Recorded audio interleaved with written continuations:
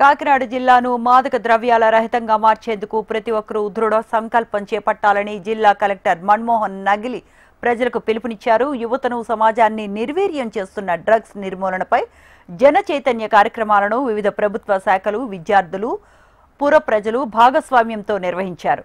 స్థానిక జిల్లా police superintendent office నుంచి భానుగుడి కూడలి వరకు మాదక ద్రవ్యాలను వ్యతిరేకిస్తూ నినాదాలు, ప్లకార్డులతో నిర్వహించిన భారీ ర్యాలీకి జిల్లా కలెక్టర్ షణ్మోహన్ సగిలి, జిల్లా SP Bindu Madhav, MLC Karri Padmasri, Kakinada rural MLA Pantham Nanaji జెండా ఊపి ప్రారంభించారు. అనంతరం విద్యార్థులు, యువత, తల్లిదండ్రులు, ఉద్యోగులతో మాదక ద్రవ్యాల నిర్మూలనకు ప్రతిజ్ఞ చేయించారు. యువతకు, సమాజానికి పెనుముప్పుగా పరిణమిస్తున్న మాదక ద్రవ్యాల వినియోగం, విక్రయాలు, రవాణాను సమూలంగా అరికట్టాల్సిన బాధ్యత అందరిపై ఉందన్నారు కలెక్టర్. డ్రగ్స్ విక్రయాలకు సంబంధించిన నేరాలను ఉక్కుపాదంతో అణిచివేస్తామని, విద్యార్థులు నెవర్నైనా తెలుసో తెలియకో వీటికి పాల్పడితే వారి పాఠశాల, కళాశాలల్లో అందరి ముందు పరేడ్ చేయిస్తామన్నారు కలెక్టర్. తమను, తమ కుటుంబాలను ఛిద్రం చేసే డ్రగ్స్ వినియోగం ఆత్మహత్య సదృశమని యువత గ్రహించి వాటికి దూరంగా ఉండాలని సూచించారు. తమ సంస్థ పరువు పోతుందని, కళాశాలలు డ్రగ్స్ నేరాలను దాచిపెడితే వాటిని మూయించి వేస్తామని స్పష్టం చేశారు.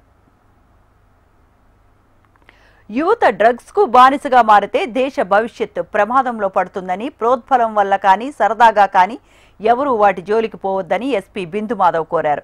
మాదక ద్రవ్యాల నిర్మూలన చట్టాలు అత్యంత కఠినమైనవని, స్వల్ప పరిణామంతో డ్రగ్స్తో దొరికిన 6 నెలలు జైలు శిక్ష పడుతుందని, దానితో యువత భవిష్యత్తు అంధకారంలోకి వెళుతుందని ఎస్పీ హెచ్చరించారు. ఈ ర్యాలీల తాలూకు ముఖ్య ఉద్దేశం ఏంటంటే డ్రగ్ అబ్యూస్కి అగెయిన్స్ట్గా అవేర్నెస్ క్రియేట్ చేయటము, రిపోర్టింగ్ పెంచటము, అట్లనే ఎవరైతే విక్టిమ్స్ ఉన్నారో ఈ డ్రగ్స్కి బానిసైన వాళ్ళకి రీహాబిలిటేషన్ కల్పించడము. దీనిలో ముఖ్యంగా మేమందరికీ పబ్లిక్కి విజ్ఞప్తి చేసేది ఏంటంటే, ఈగిల్ అనే ఒక exclusive organisation honourable CM sir form చేశారు ఈ డ్రగ్ మెనేస్ని కంట్రోల్ చేయడానికి.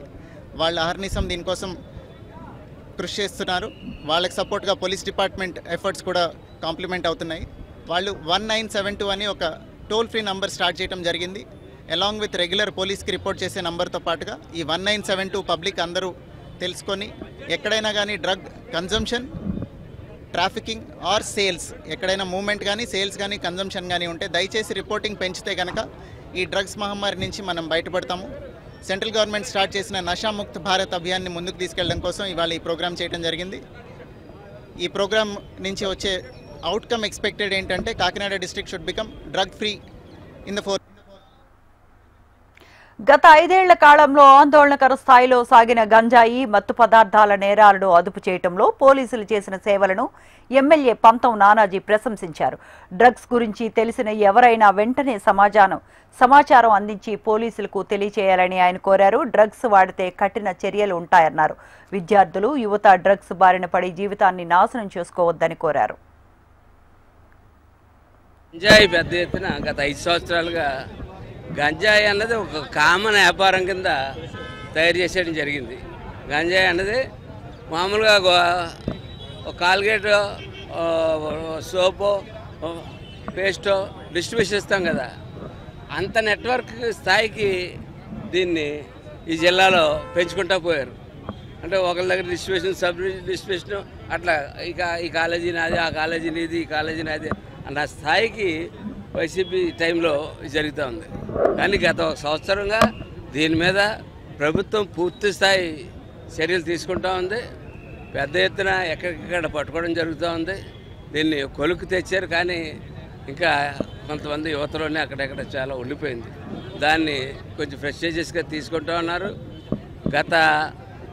నాకు తెలిసి గత నెల రోజులుగా, 2 నెలలుగా ఇందులో వాంటెడ్ క్రిమినల్స్ కొంతమంది ఎవరైతే చేస్తూ ఉన్నారో వాళ్ళని ఎదుగుతా టీములు కూడా తిరుగుతూ ఉన్నాయి, పెద్ద ఎత్తున టీములు తిరుగుతూ ఉన్నాయి.